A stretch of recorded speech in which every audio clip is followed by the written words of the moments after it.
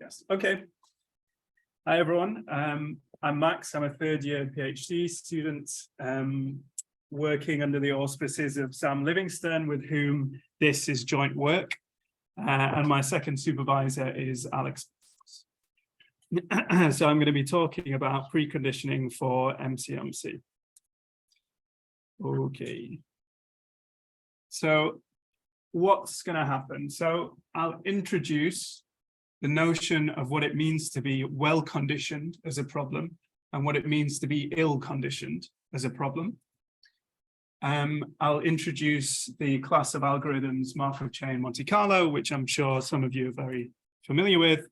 And then I'll marry the two to form preconditioning in MCMC. Introducing this notion of the condition number, which quantifies either the ill conditioning or the well conditioning of the sampling algorithm. We'll look at linear preconditioning, and then we'll move into the non-linear setting, after which I'll summarize things and I'll give you some references. Okay, so what kind of motivates the notion of ill-conditionedness and well-conditionedness? Well, in the mid-20th century, sort of at the dawn of the computer era, mathematicians had to consider both whether problems were well posed, and they have to consider things like existence, but they also had to consider whether they could actually implement the algorithms to solve the particular problems on computers. So they start being more concerned with computability and not just simply what they can conceive. So as an example, I take from this 1948 paper from Turing, he gives the example of this system of two equations, equation 1 and equation 2, and then just by kind of reformulating the equations by replacing one with the other, but slightly perturbed, we have two problems, so two sets of linear equations, such that the solution should be exactly the same, but on the right-hand side, the system of equations is ill-conditioned, and on the left-hand side, it's well-conditioned. Okay, why is this? So if we were to look at the matrix associated with the ill-conditioned problem on the right, we would see that the rows look very, very similar. In fact, they would look exactly the same if our computer truncated things to, let's say, one decimal place. And so this is the notion of ill conditioning, is that you can't effectively implement the problem on a computer. As Turing says, it's certainly true that a trivial modification improves the conditioning. And I want to highlight the word trivial, right? The information content between the two problems side by side is exactly the same, right? If you tried to find the solution, you would get exactly the same solution. But the thing is, if you implemented the right-hand one on a computer and you were sloppy about the amount of decimal places, you wouldn't be able to solve it. Okay, and so to quantify how well-conditioned problems are, Turing coins the notion of the condition number, and he defines it in these ways relative to the matrix inversion problem. So first we have the M condition number defined using these two Frobenius norms on the matrix and matrix inverse. And we also get this M condition number, which is just defined relative to a different operation on the matrix. We should note that the condition number is always greater than or equal to 1, and less is better. So a more well-conditioned problem will have a smaller condition number. Okay. Now, what's Markov chain Monte Carlo? I'm sure many of you know, but for you that don't, I'll start. So we want to estimate expectations with respect to a particular distribution of a functional. And so if we were to implement a Monte Carlo estimator, we would simply sample IID from the distribution pi, which we'll call the target distribution, to form the following estimator. And the estimator has some nice properties, like the bias is 0 and the variance is something like 1/n. And that pi is unnormalized is not particularly any barrier. There exists algorithms such that we can sample IID from pi, where pi is unnormalized. But as we move into higher dimensions, and as we move into more complex distributions that we want to form, we want to estimate these expectations with respect to, IID sampling becomes impossible. So what do we do instead? Well, we move into the Markov chain part of the Markov chain Monte Carlo. We instead sample our states from a pi stationary Markov chain with some initial distribution and form exactly the same estimator as before. So we're guaranteed by the Markov chain central limit theorem that the estimator is going to concentrate around what it's trying to estimate, which is good. But we have to pay a price for sampling from a Markov chain and not sampling IID, namely that the asymptotic variance, so the sigma squared of f, is equal to the variance under pi plus these covariance terms, right? So the more autocorrelations, the higher the covariance is between the lags of the Markov chain, the higher the asymptotic variance of the estimator. And so the ideal MCMC chain is one that's quick to reach equilibrium because we don't want to be running it for ages and ages on our computers. And it has low autocorrelation in equilibrium so that we can drill down the asymptotic variance as it's formulated here. Okay, so what in practice does an MCMC algorithm look like? Well, the generic structure has some initial states sampled from some initial distribution and a proposal density.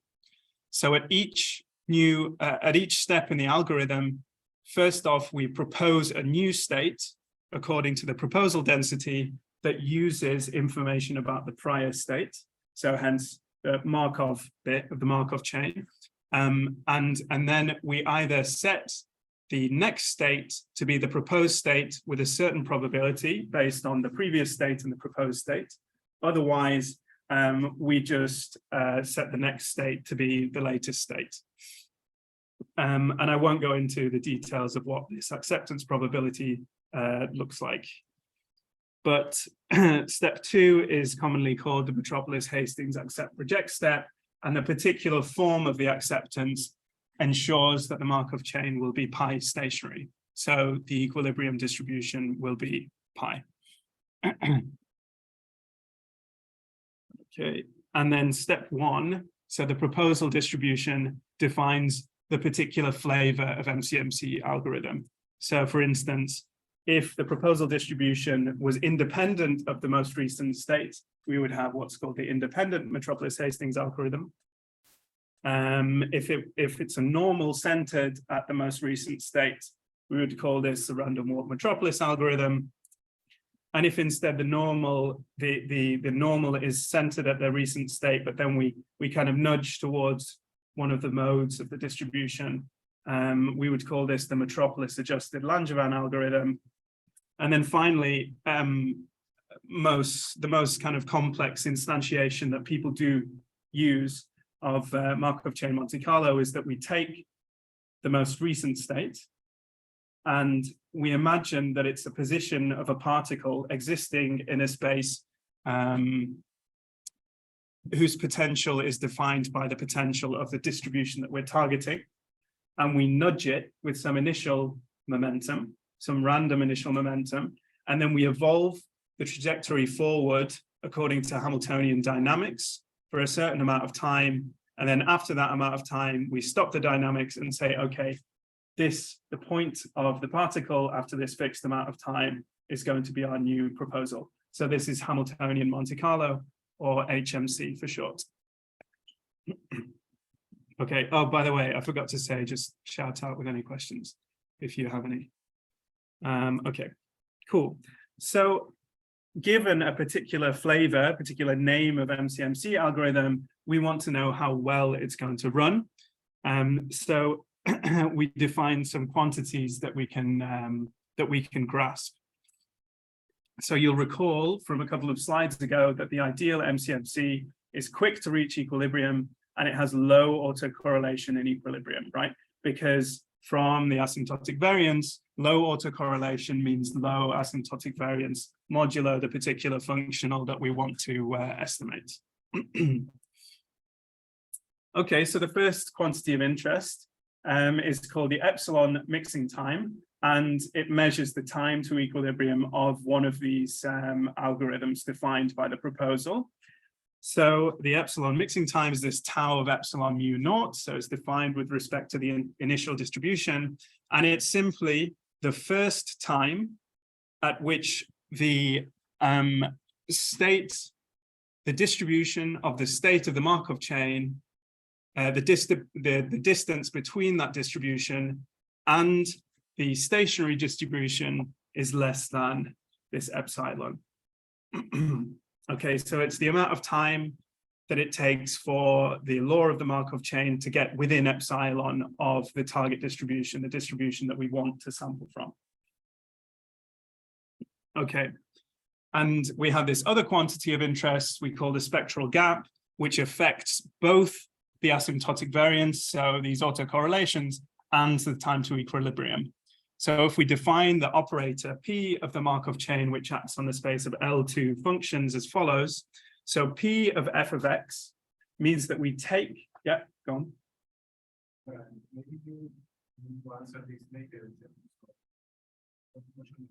Oh, yeah. So the, it's not, but so you can also define, let's say, the epsilon TV mixing time. The distance is just, you choose a distance and then you define a new kind of mixing time with respect to that distance. But yeah, thanks for pointing that out. Okay, so the operator of the Markov chain, which acts on the space of L2 functions, basically the operator acting on f of x means that you take the Markov chain. The Markov chain exists at the point x, and you move it forward according to the Markov chain kernel, and you take the expectation of the functional on the next state of the Markov chain. Okay, and we know that this operator P has an eigenvalue at 1, because P of just a constant, and by a constant I mean like a deterministic thing. The P of the constant is just a constant, so P has an eigenvalue at 1.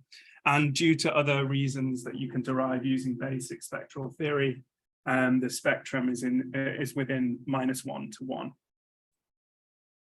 Now the spectral gap, rho, is the distance between 1 and the nearest point in the spectrum, which, as I said, exists within -1 to 1. So if the nearest point in the spectrum is lambda max, then the spectral gap is 1 minus lambda max. It's just the distance between 1 and the nearest point in the spectrum. And a bigger spectral gap is better for many different reasons, one of which is just that you can see here, right? So on the left-hand side of this equation, this is the asymptotic variance. And on the right-hand side, you have just the variance with respect to the target distribution, but we also have this fraction. So if the spectral gap is large, lambda max is low, so the numerator is going to be small, and the denominator, which is just the spectral gap, which, as I've said, is large, is going to be large. So a large spectral gap just means that there's a low asymptotic variance.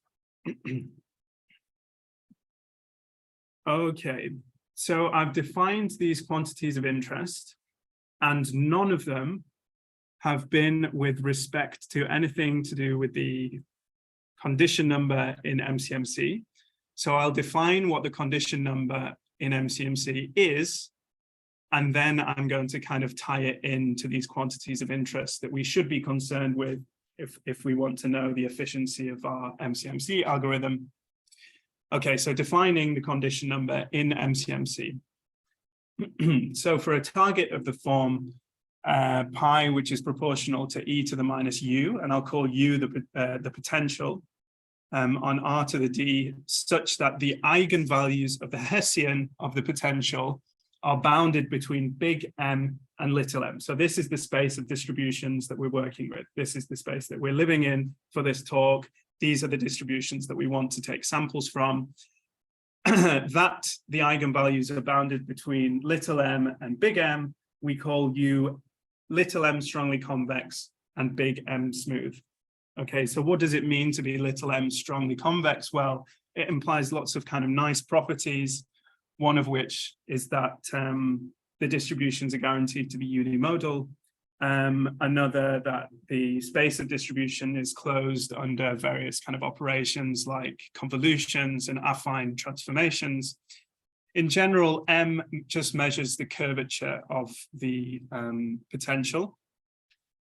And examples that exist within this class of potentials or this class of distributions defined by the potentials are, for instance, a posterior whose log likelihood is concave, but then it's nudged by a Gaussian prior, okay?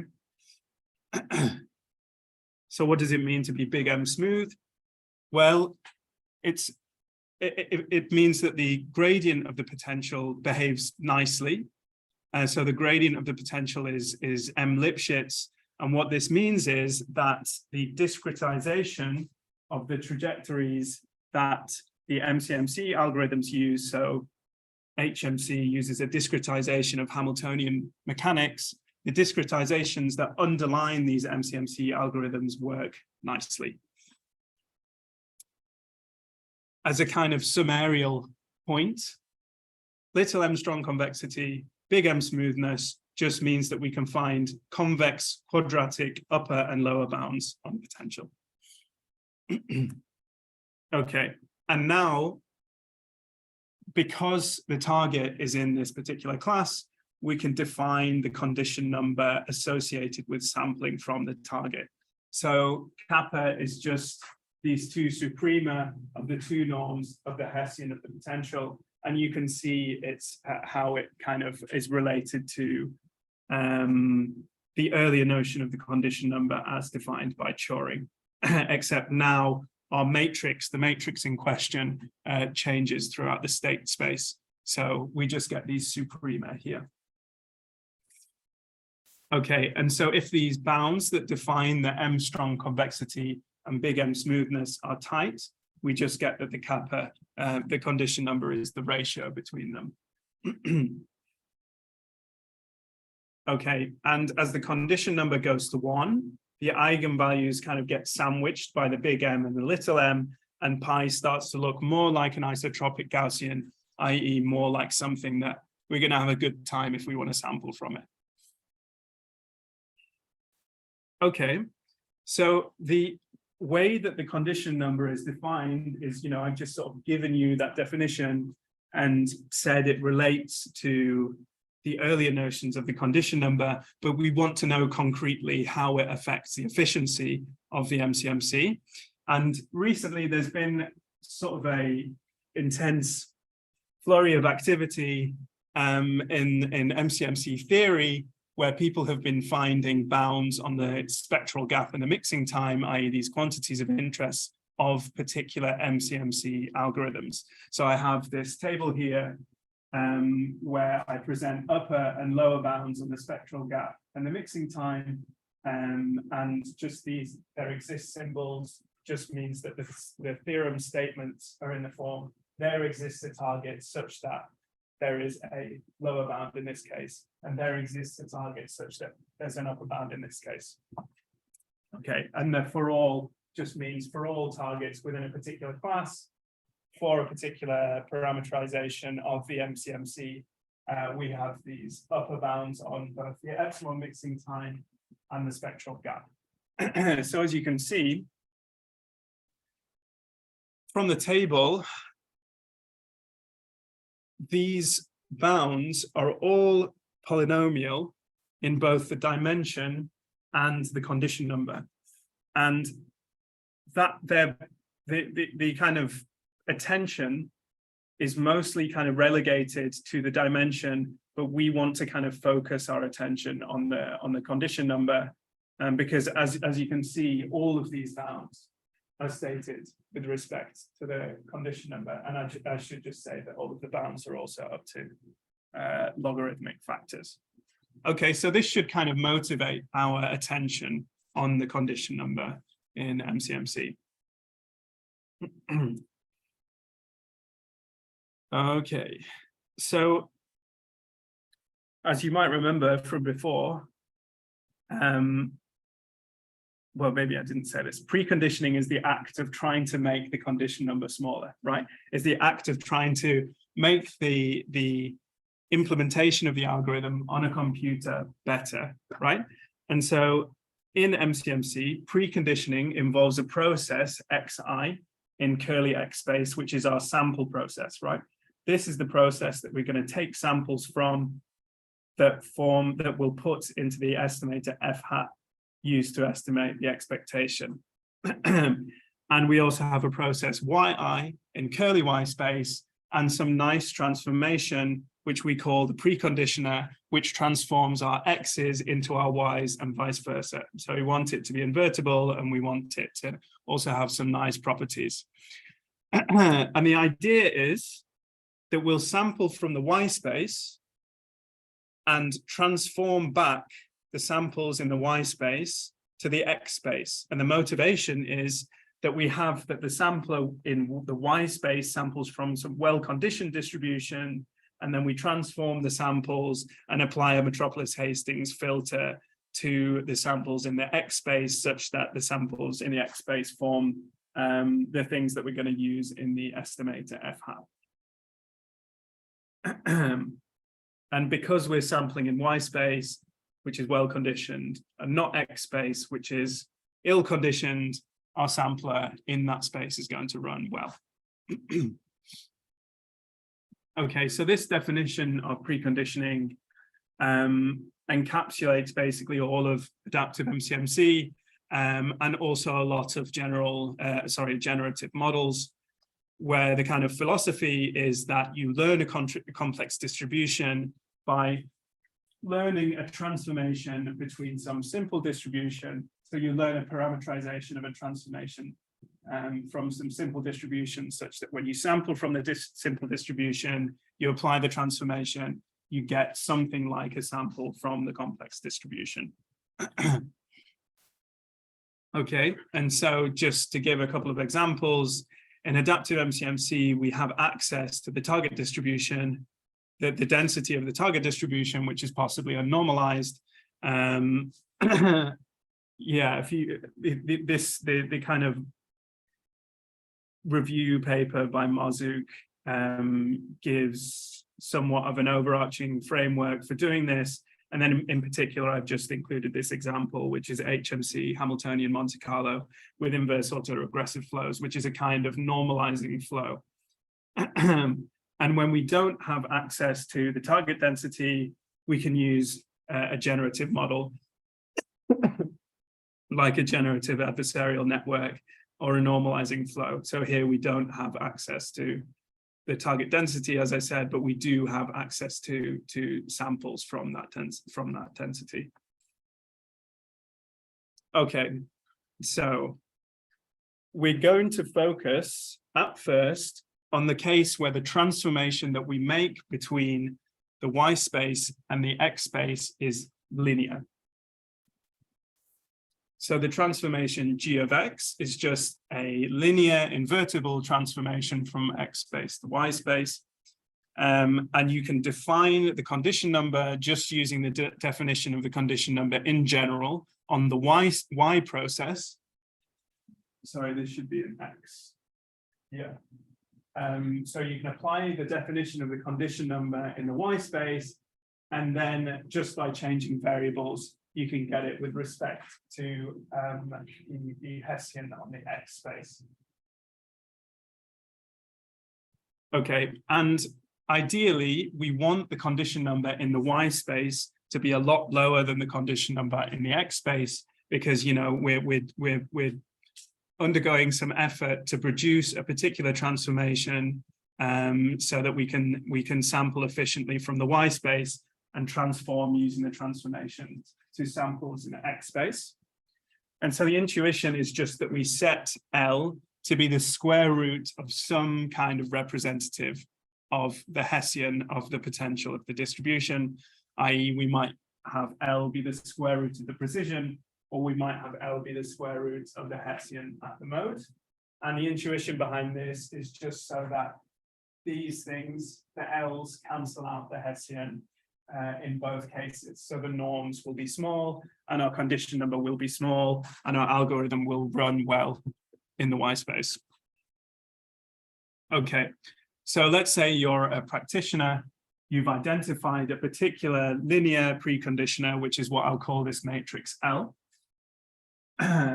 So if you do a singular value decomposition on L, where sigma I denotes the ith singular value of L and vi denotes the ith right singular vector, equally you do an eigen decomposition on the Hessian, where we call lambda I the ith eigenvalue of the Hessian and vi of x the ith eigenvector of the Hessian. Then you're guaranteed to be able to find a number epsilon such that the variations of the eigenvalues of the Hessian are bounded in this way, explicated in condition 1. And you're guaranteed to find a delta such that we can bound the variations of the eigenvectors of the Hessian in the way explicated in condition 2. And given that condition 1 and condition 2 hold, we're able to find an epsilon and find a delta such that we can upper bound the condition number after preconditioning. So after we apply the linear preconditioner in this following way. So as a practitioner, this is nice because it allows you to see that your algorithm is going to run better, at least with respect to the new condition number. Okay, and so the bound relates the variations in the Hessian. So the variations in the Hessian are encoded in this epsilon and this delta, and how effective we can do linear preconditioning. The fact that L is constant and the Hessian is possibly not constant means that the conditions themselves are global, right? If instead, just go back. So, whoops. So condition 1 and condition 2 are phrased with respect to both the eigenvectors and the eigenvalues of the Hessian and the singular values and the singular vectors of the preconditioner. But there also exist statements just to do with the eigenvalues and the eigenvectors of the Hessian, nothing to do with the singular values and singular vectors of the preconditioner, which imply these two conditions. So this is a kind of scenario in which you're a practitioner, but you haven't actually yet found an L. You haven't yet found a particular L. So you look at the equivalent statements that apply these statements, but that are only to do with the eigenvalues and eigenvectors of the Hessian. And we know that those statements imply these two statements, and so we can apply our bound in that case. So not only does the bound act in a kind of verification sort of way, like you have a preconditioner and you want to verify whether it's good, the bound can also act as if you haven't found a preconditioner, you just have the Hessian, and you can use it to decide whether using a linear preconditioner is good or not. Okay. And yeah, we can just relate we can relate the condition number before and after preconditioning. If the spectral condition number of LL transpose is less than the condition number before preconditioning, that's fine. And so, as I was saying before, the bounds kind of inform decisions at each stage of the process of preconditioning.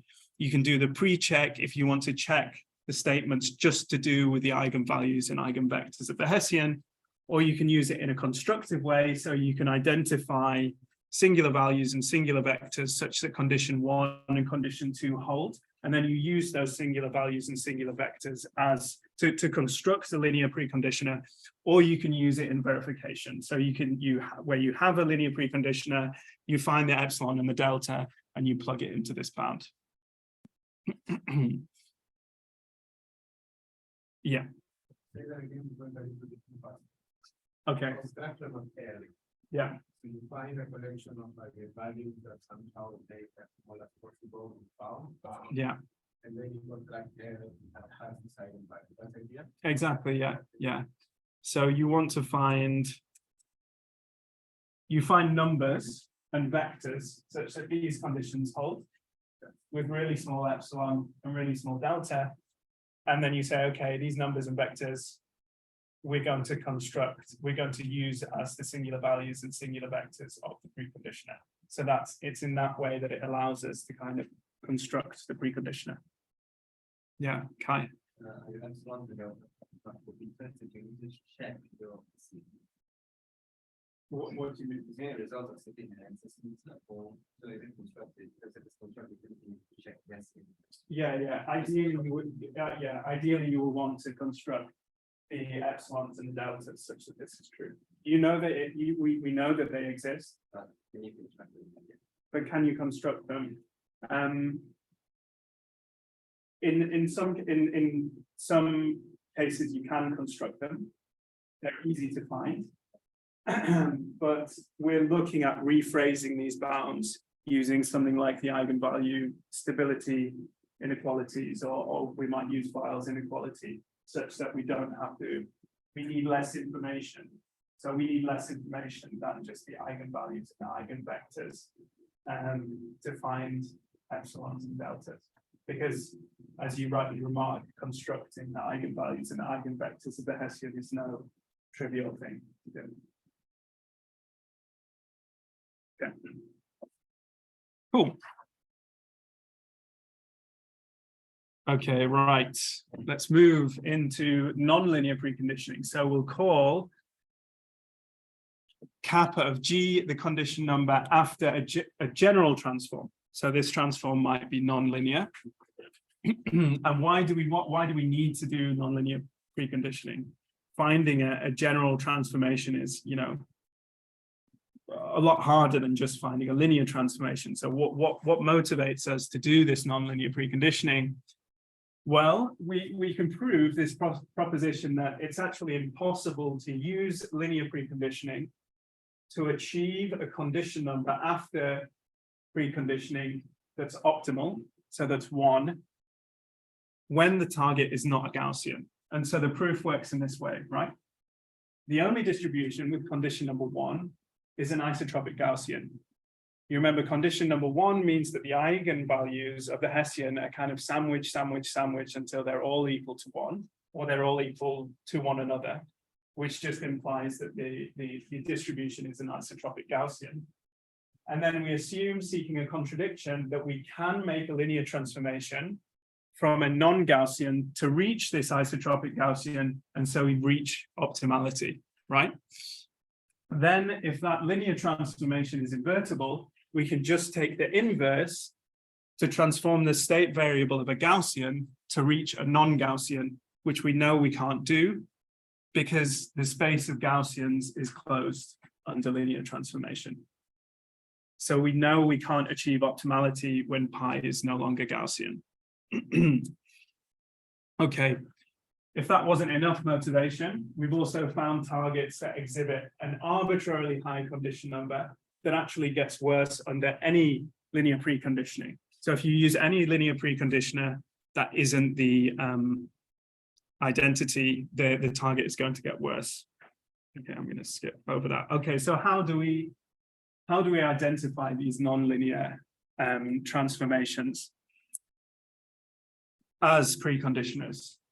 So we found that there exists classes of algorithms extant in the literature that can effectively be paraphrased or are effectively equivalent to making a nonlinear transformation from some well-conditioned diffusion or some well-conditioned process. And therefore, we can use the particular choices, the kind of design choices in these classes of algorithms to inform our choice of a nonlinear preconditioner. And because we found that these classes of algorithms are equivalent to doing nonlinear preconditioning, we can then also evaluate elements of those classes using the technology developed in the theory of the condition number. So we can just use the condition number to evaluate these elements in these classes of algorithms. Okay, so the first instance, we'll look at a nonlinear transformation of what's called the Langevin diffusion, which is defined by this SDE. So the Langevin diffusion forms the kind of building block, the foundation of many of the sampling algorithms that exist. So if we apply, so recall that G takes us from X space to Y space, we're just defining F to be the inverse of this. And so if we apply F to the Langevin diffusion from Ito's lemma, we get the diffusion in this form, where we get some scale factors of the transformation popping up, and we also get the Laplacian of the transformation popping up. When we're not done, because we still have things with respect to y, so there's grads with respect to y, and pi tilde is still with respect to y. So if we do a bit of change of variables and a bit of calculus, we find that the SDE under nonlinear transformation F is in this form, where G is defined to be the Jacobian of the transformation times the Jacobian of the transformation transposed, which, as you'll recall, F is just G inverse. So we use the inverse mapping theorem to make the second equivalence. Now, with the SDE in this form, we can see that this is exactly the diffusion, the Langevin diffusion on a manifold, so on a Riemannian manifold with contravariant metric G to the -1. And this is exactly the diffusion that forms the basis of the Riemannian manifold techniques developed by Girolami and Calderhead. And the particular design choice that they make is that they have the metric be the expected Fisher information. So we're already getting a clue as to what constitutes a good nonlinear transformation. A good nonlinear transformation is a G such that this quantity, the product of the two Jacobians, looks like the expected Fisher information. Betancourt in 2013 says instead, okay, let's use the inverse Hessian of the inverse of the Hessian of the potential. So again, we have another candidate for something for something to aim at for a particular F for this product of Jacobians. Okay, and not only do we have that Riemannian manifold, Langevin techniques can be seen as equivalent to nonlinear preconditioning of some kind of vanilla Langevin algorithm. We can also apply nonlinear preconditioning to Hamiltonian Monte Carlo to derive exactly the Hamiltonian. I'm not going to go into this, by the way, but I'm just showing that each one of these Riemannian manifold techniques can be seen as an instance of nonlinear preconditioning from just one of the vanilla algorithms. Okay, so I mentioned classes of algorithms that can be seen as equivalent to nonlinear preconditioning. What's the other class? I've shown the Riemannian manifold class. Well, the second class derives from a particular algorithm called mirror descent, which I'm not going to go into, but it uses exactly the same techniques that we had, that we saw, where we have some kind of well-conditioned process and we apply some nonlinear transformation to the well-conditioned process to form the process that is our samples that we use in the estimator. Okay, so here the map is just the gradient of the convex conjugate of some convex function. And the convex conjugate is kind of nice because it has this property that the gradient of the convex conjugate is simply the inverse of the gradient of the original function. Now, as I've said, because this is simply a nonlinear transformation applied to something that looks like the Langevin diffusion, we can show that the dynamics in X space are equivalent to the Langevin diffusion that we had before on the Riemannian manifold. So on, in this case, a Hessian manifold, which is just a manifold with metric, the inverse of the Hessian of the function h.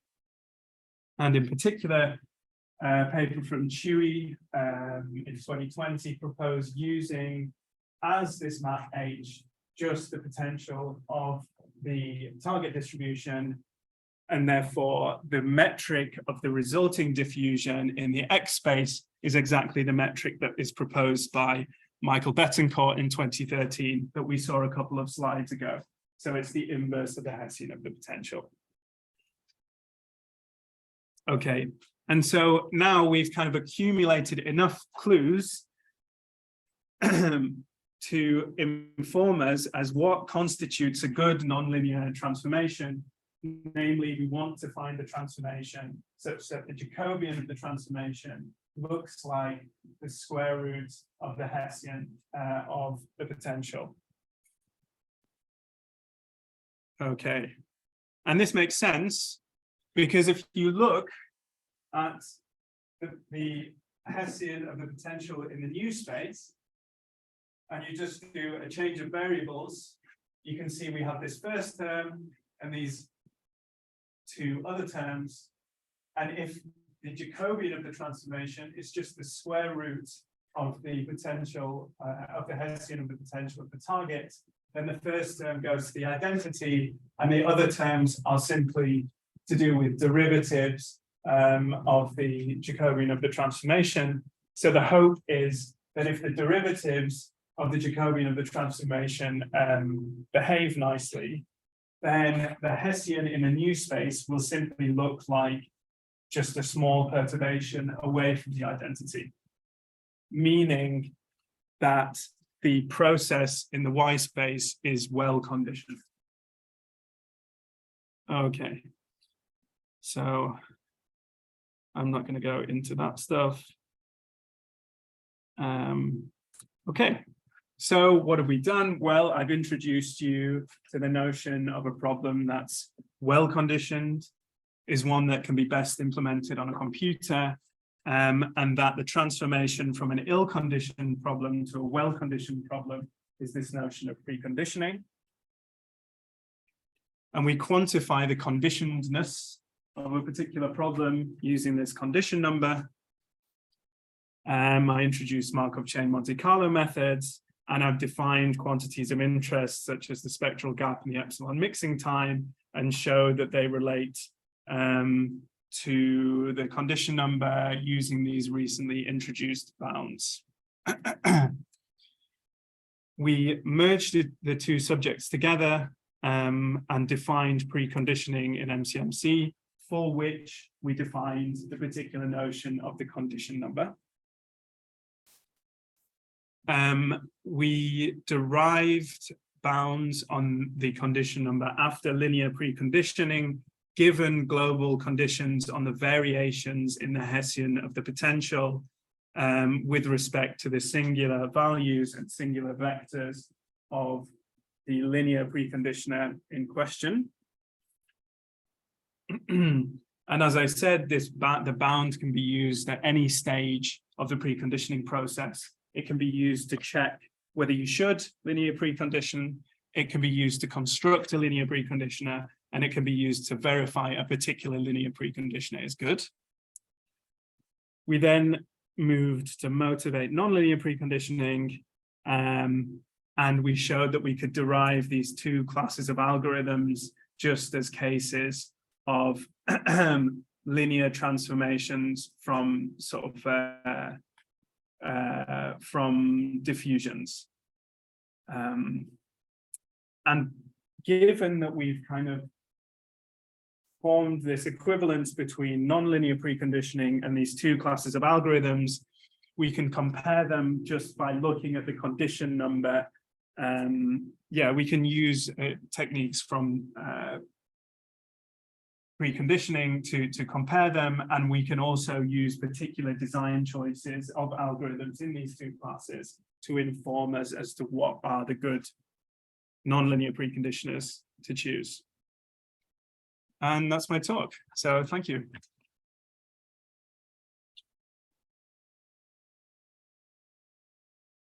Thank you, Max. I'll just plug in the computer before revise.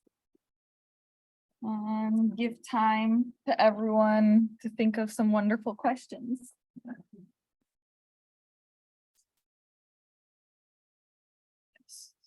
Okay. That's their references. Anyone wants them?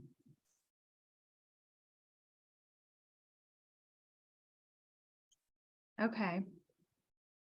Okay, good. So we have about, did you check if there was a lecture after? Yeah, there is. Okay, so we have about 10 minutes for questions.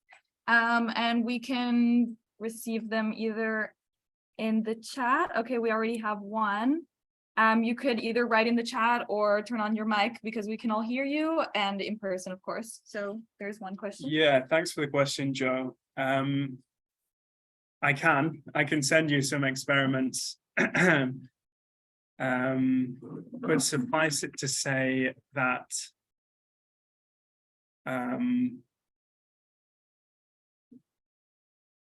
the condition number, I mean, first off, you have to identify the sort of Hessian itself and the eigenvalues and the eigenvectors, which is in some cases problematic.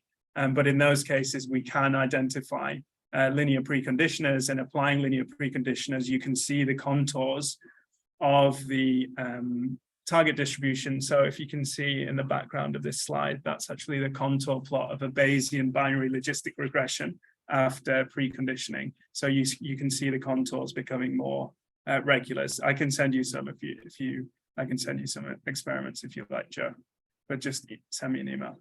Yeah. Okay. Okay, so that's one. Does anybody have any questions here?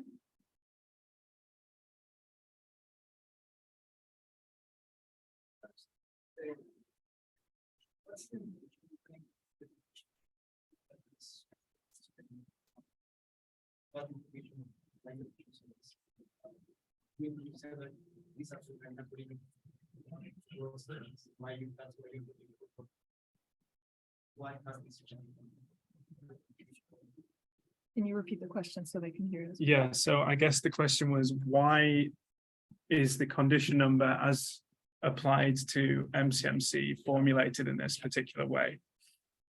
Okay. So the condition number is to some extent kind of agnostic as to, let's say, the initial distribution of the MCMC. So the distribution could either be started near where the target mass is concentrated or in the tails. Hence why we need to take the supremum of these two quantities, because they kind of dictate how the sampler is going to work, whether it's started at either position. And you can see that it's kind of a natural definition because of the fact that it crops up in all of these bounds. So you can see this big M over little m cropping up in all of these bounds. So yeah. Hi, you had a question too? Potentially to them up, but so you talked about like interesting quantity and safety like the mixing patterns put together. Like you mentioned about the condition number against. So the condition number relates to bounds of those quantities. I would say it's basically difficult to formulate those quantities as exact expressions using the condition number. So the best that we can do right now is just that the condition number is involved in bounds of those quantities. Yeah. Yeah, because the MCMC algorithms, in general, they're pretty complex mathematical objects. So to kind of really pin down the exact expressions of these quantities is very, very, very difficult. Sorry, I didn't repeat the question. The question was, how does the condition number relate to the quantities of interest, the spectral gap, and the mixing time?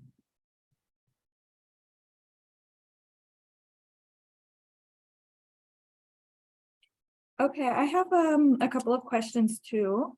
We still have a bit under 5 minutes in case anybody else has other questions as well, in the chat as well.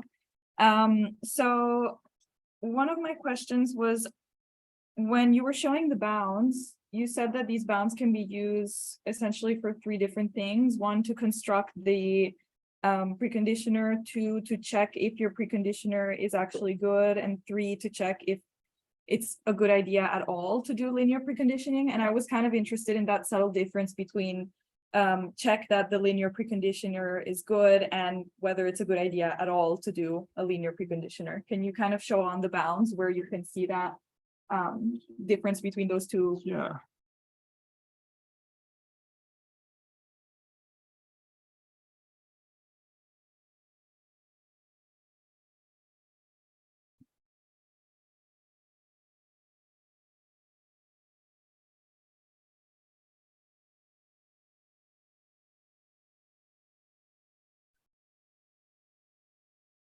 Okay, so the question was, is there something in the bound that means you can distinguish whether you can answer whether it's good at all to use a linear preconditioner, and whether the linear preconditioner that you have is good? Yeah, so just to explain it to me, non-expert of this, like, where do we see these 2 different things? Okay, so the 2 different things come from the fact that these 2 conditions are actually implied by conditions that only involve quantities to do with the Hessian. So they only involve the eigenvalues of the Hessian, and they only involve the eigenvectors of the Hessian. So if you check those, and the epsilon and the delta is really, really big, then that should tell you that there's not going to be a linear preconditioner that can really help you. Okay. Yeah. Whereas the conditions as they are on this slide, it's going to tell you whether the preconditioner that you have is good or not. Okay.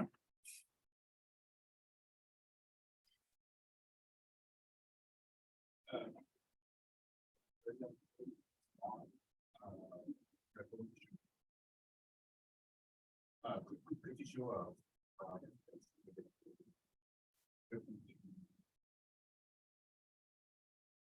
I have read it knowledge.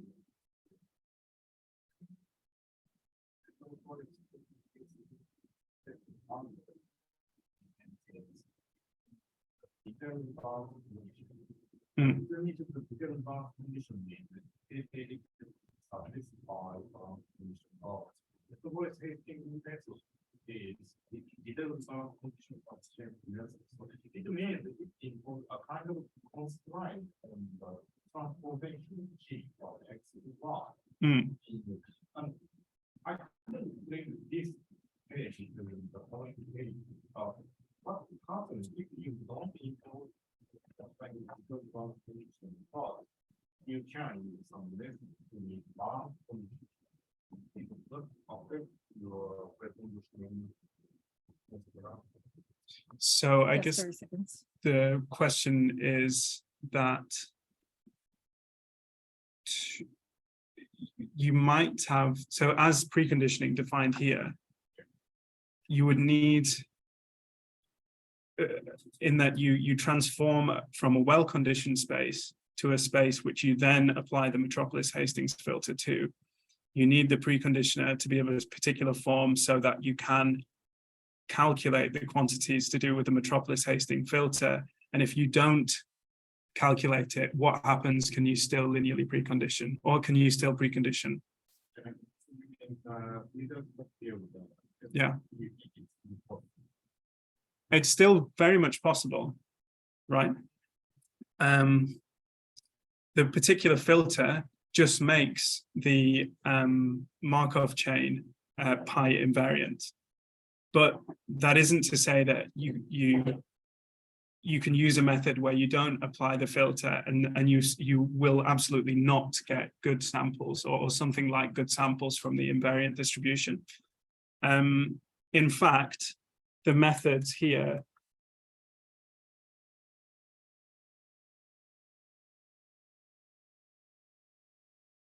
the Mirror Langevin methods don't actually apply the Metropolis-Hastings filter, but they can be seen as instances of nonlinear preconditioning. So it's absolutely possible to use it when you don't apply the Metropolis Hastings filter. But yeah, it's a good question.